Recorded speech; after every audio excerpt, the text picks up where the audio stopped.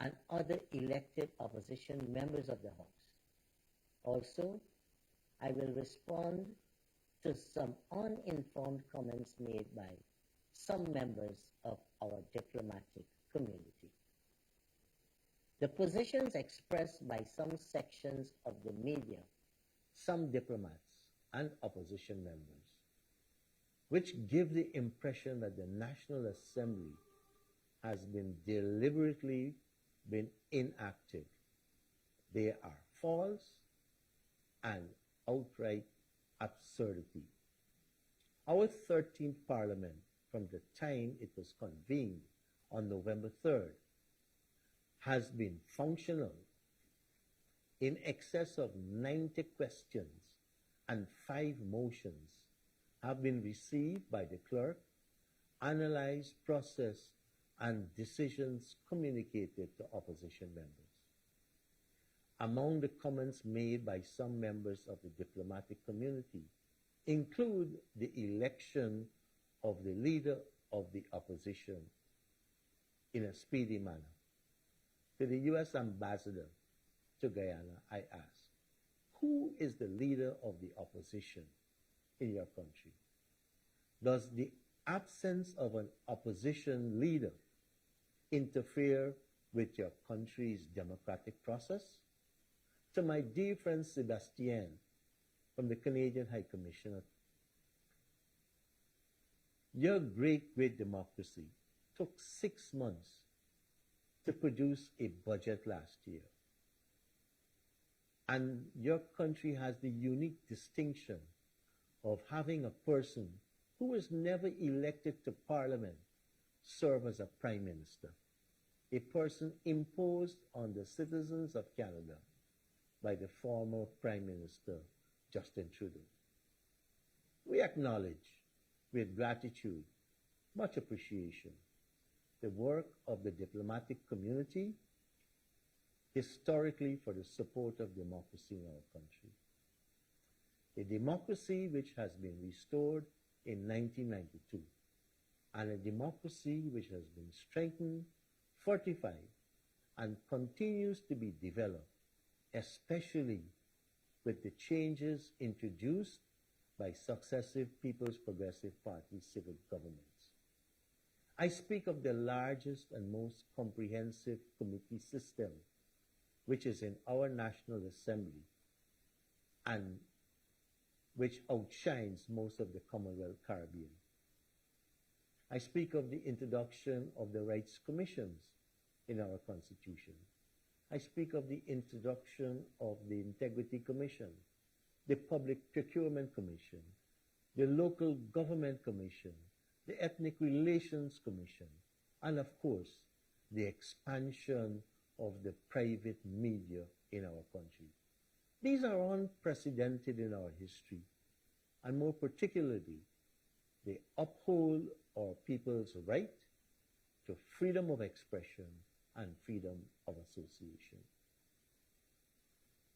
I have been carrying over these past few weeks a great burden.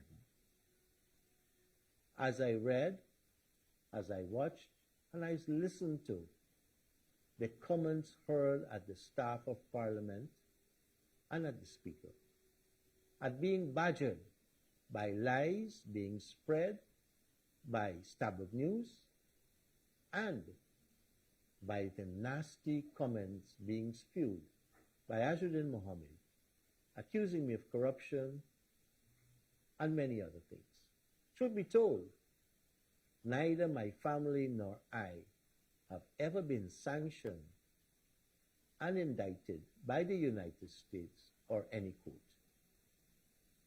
The most recent events and slanders against me have reminded me of the darkest days in Guyana's political history. The last occasion I found it necessary to make a public statement was after an attack on my home in 2000 by the People's National Congress and their supporters.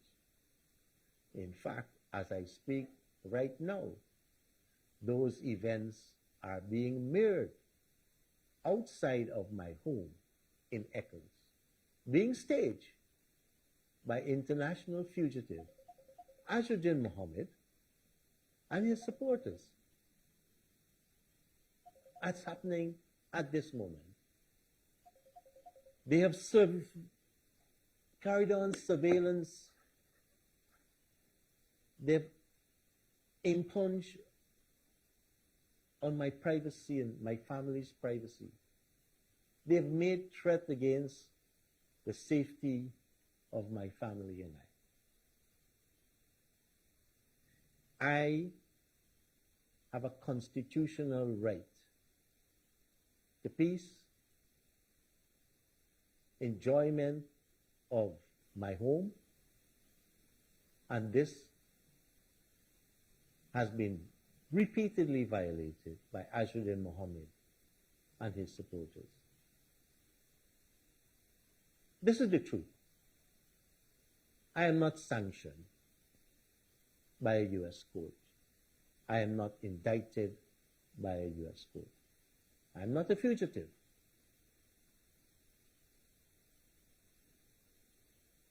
While a person is innocent until proven guilty, if called to face charges, a person's action should not be running away. If innocent, persons should face the charges before them in a court of law.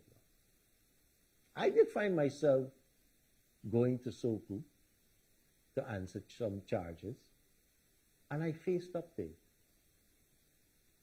I have a responsibility, as I said earlier, to preserve the dignity of the House. I have found myself in this difficult position to hold the election of the leader of the opposition when I know that the presumptive leader of the opposition to be elected, Azuddin Mohammed, is an international fugitive. My work for democracy, humanity, and service to our parliament has been globally recognized. I want to quote from a congratulatory message sent to me only recently by His Excellency Mr. Martin Chongong, the Secretary General of the 183-member Interparliamentary Union. And I quote, "We have been fortunate to count on you among the champions of the IPU for many years, notably as the former chair of the BRULAC and at present as co-chair of the Parliamentary Committee for the World Trade Organization. Guyana has been a key actor in effective interparliamentary diplomacy, most recently under your leadership. Your championing of the Caribbean community's important role within the IPU is all the more crucial at a time when global multilateralism is under threat, with growing risk of alienation of small developing states, many of which are located in the Caribbean. I and the entire Interparliamentary Union are grateful to the advocates of the International Parliamentary Corporation, such as yourself, and for your contribution to ensuring every country, no matter their size or economic might, has a seat at the table." Unquote. And I want to thank the Secretary General of the IPU for those generous, kind, and heartening comments on my stewardship as Speaker and as a representative of our Parliament at the Interparliamentary Union. I intended upon my return from representing our National Assembly and our country at the 28th Conference of Speakers and presiding officers of the Commonwealth, which was recently held in New Delhi. I'd intended to convene the meeting for the election of the leader of the opposition, regardless of how that vote would go. If opposition members of parliament feel it morally right to elect an international fugitive, then the stain on our parliament and our country rests solely with them. This likelihood has been unprecedented in our Westminster parliamentary system. Pablo Escobar, while he may be a role model for some, went down the route of becoming an honorable member of parliament. Extortion, money laundering, terrorism, and trafficking were all associated with Pablo Escobar. Same as the internationally indicted fugitive offender. Pablo Escobar had also a darling in the press. Even as we speak, the opposition leader in Singapore is on the verge of being expelled for lying. I am not going to be intimidated by any backyard or front yard bully, and I use those words I used in the last parliament when I addressed the then opposition leader, Joe Harmon. I am proud of my upbringing in Almoyston.